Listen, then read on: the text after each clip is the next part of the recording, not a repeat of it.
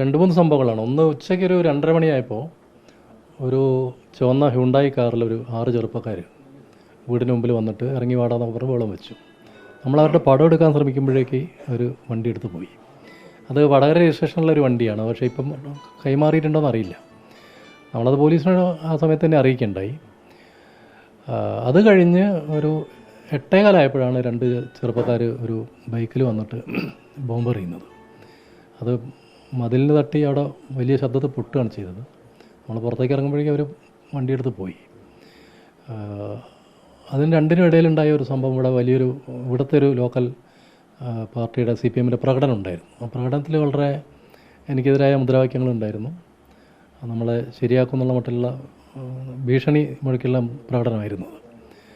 അതാണ് ഈ 3 സംഭവങ്ങളും ഇടയ്ക്കുണ്ടായ ഒരു കാര്യം. പോലീസിൽ സുരക്ഷ വേണമെന്ന് ആവശ്യപ്പെട്ട് പരാതി നൽകിയതായി പറയുന്നു. പക്ഷേ പോലീസ് സുരക്ഷ ഒരുക്കിയിരുന്നു. പോലീസ് ബോംബ് പൊട്ടിയതിന് ശേഷമാണ് വന്നത്. നമ്മൾ അതിന് മുമ്പ് തന്നെ പോലീസിനോട് വിവരം പറഞ്ഞിരുന്നു. പക്ഷെ അവരെത്തിയത് ഒരു 8:30 ശേഷമാണ്. അതിന് മുമ്പ് ഇവിടെ സ്ഥലത്ത് വന്നൊന്നുമില്ല? ഇല്ല, ഇങ്ങോട്ടെത്തി വീടിൻ്റെ അടുത്തേക്ക് വന്നിരുന്നില്ല. നിങ്ങളിപ്പോൾ CPMന് നേരെ ഇങ്ങനെ ഒരു ആരോപണം ഉന്നയിക്കുന്നതിന് പ്രധാന കാരണം എന്താണ്? അത് ഒന്ന്, ഇന്നലെ മുതലേ അവരുടെ ഒരു ചാനലുകളും പത്രവും സൈബർ ഗുണ്ടകളും ഒക്കെ ഈ ഒരു വിഷയം എടുത്തിട്ട് എന്നെ അറ്റാക്ക് ചെയ്യുന്നുണ്ട്. അത് ഞാൻ ഗൗരവമായിട്ട് എടുത്തിട്ടില്ല. കാരണം ഞാനതിൽ അധിക്ഷേപ പരാമർശം പിൻവലിക്കുകയും മാപ്പുറിയൊക്കെ ചെയ്തതാണ്. അതെൻ്റെ മര്യാദയുടെ ഭാഗമായിട്ടാണ്. കാരണം അതിനകത്ത് അത്രത്തോളം CPMൻ്റെ നേതാക്കൾ പറഞ്ഞുമായിട്ട് താരതമ്യം ചെയ്യുമ്പോൾ അതിന് അങ്ങനൊരു പെട്ടെന്ന് പിൻവലിക്കേണ്ട കാര്യമൊന്നും ഉണ്ടായിരുന്നില്ല. പക്ഷേ ഞാനത് എൻ്റെ രാഷ്ട്രീയത്തിൻ്റെ പേരിൽ പിൻവലിച്ചതാണ്. അവരോട് മാപ്പ് പറയുകയും ചെയ്തു. പക്ഷേ മോനമാഷ് ഇന്ന് പത്രസമ്മേളനം നടത്തിയിട്ട് കോഴിക്കോട്ട് പറഞ്ഞത് അത് മാപ്പിൽ തീരില്ല എന്നാണ്. കൂടുതൽ ഗൗരവമായ കാര്യങ്ങൾ വരും എന്നാണ്. ഗൗരവമായ കാര്യമാണ് ഈ ബോംബായിട്ട് വന്നത്. അതായത് ആസൂത്രിതമാണ് ഈ ഒരു ആക്രമണം എന്നാണ്? തീർച്ചയായിട്ടും. ഇവിടെ CPMനല്ലാണ്ട് വേറെ ആൾക്ക് അങ്ങനെ ഒരു ആക്രമണം നടത്താൻ സ്പേസ് ഇല്ല. എൻ്റെ വീടിന് നേരെ ആക്രമിക്കാൻ വേറെ ആർക്കും താല്പര്യം ഉണ്ടാവില്ല. വേറെ ആരും അതിന് ശ്രമിക്കുകയില്ല. CPMൻ്റെ ഒരു നീക്കമാണ് അതിന് പിറകിലുള്ളത്. നേരത്തെ ഏതെങ്കിലും തരത്തിൽ ഭീഷണി ഉണ്ടായിരുന്നു?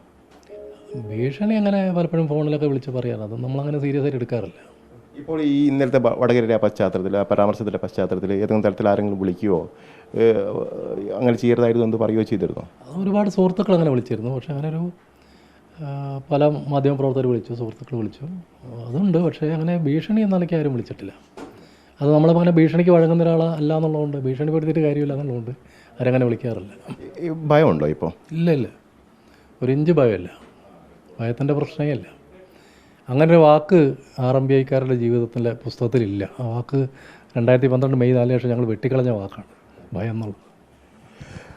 ബിനിൽ, ഇത്തരത്തിൽ ഏതെങ്കിലും തരത്തിൽ സ്ഫോടനം നടത്തിയോ അല്ലെങ്കിൽ ബോംബെറിഞ്ഞോ തങ്ങളെ ഭയപ്പെടുത്താൻ കഴിയില്ല എന്നുള്ള കാര്യം കൂടിയാണ് പറയുന്നത്. അതോടൊപ്പം തന്നെ ഈ അക്രമം ആസൂത്രിതമാണ്. അതിന് CPMന് വലിയ തരത്തിലുള്ള പങ്കുണ്ട്. അവരല്ലാതെ ഈ കാര്യത്തിൽ ഇത്തരൊരു അക്രമം അഴിച്ചുവിടില്ല. തൻ്റെ വീട് നേരെ ഇത്തരത്തിൽ ഒരു അക്രമം നടത്താൻ മറ്റാരും മുതിരില്ല എന്നുള്ള കാര്യം കൂടിയാണ് KS ഹരിഹരൻ നമ്മോട് പറയുന്നത്.